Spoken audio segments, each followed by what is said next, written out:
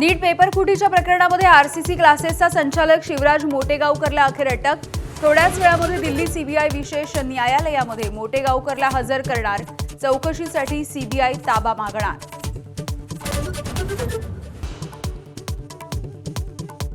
संभाजीनगरमध्ये कांदा उत्पादकांसाठी ठाकरेंच्या शिवसेनेने समृद्धी महामार्ग रोखला, तर रोहित पवार यांच्या नेतृत्वामध्ये लासल गावात आंदोलन। 8 दिवसांमध्ये घोषणा न झाल्यास दिल्लीला जाणारा रस्ता अडवण्याचा इशारा।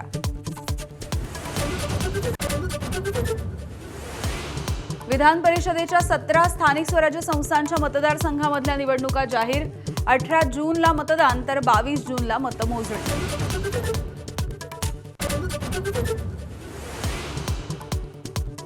वाशिम बुलढाण्यासह अनेक ठिकाणी 4 दिवसांपासून इंधनाची टंचाई।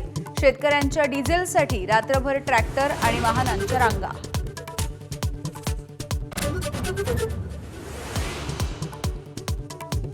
रत्नागिरी जिल्ह्याला हवामान विभागाचा पावसाचा येलो अलर्ट। तुरळक पाऊस आणि जोरदार वारे वाहण्याचा हवामान विभागाचा इशारा।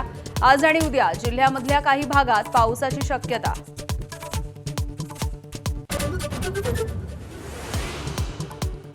चांदीच्या आयातीवरती निर्बंध लादल्यामुळे प्रति किलो 7,000 रुपयांनी चांदी महाग।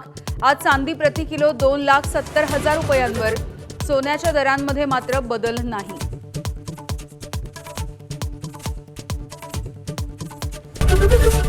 एबीपी माझा, उघडा डोळे बघा नीट।